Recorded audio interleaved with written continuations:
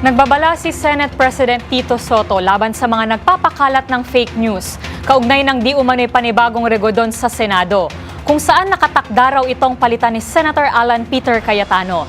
Ayon pa sa kalyado nito, kung sino man ang nagpapakalat nito ay tila nang mamaliit lamang sa bagong mayorya. Nagbabalik si Raymond Dadpaas.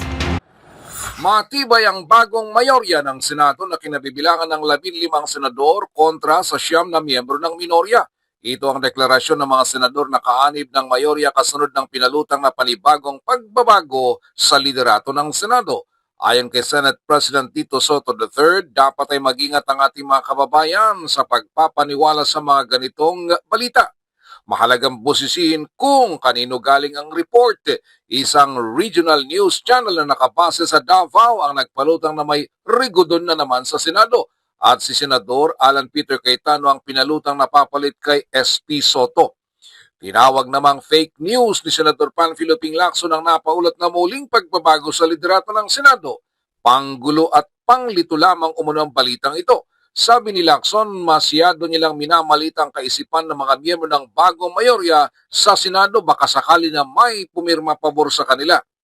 Para naman kay Senador Juan Miguel Zubiri, maliban sa fake news ay intriga lamang ito. Sa katunayan ay may caucus sila ngayong tanghali at nag-confirm na ang mayorya ng mga senador.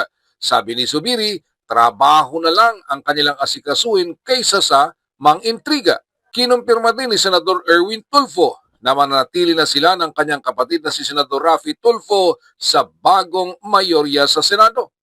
Tingin ni Senador Erwin ay mahirapan nang makakuha ng suporta ang minorya para magbago muli ang liderato ng Senado. Para sa MBC TV Network News, ito si Raymond Dadpaas ng DZRH, una sa Pilipinas, una sa Pilipino.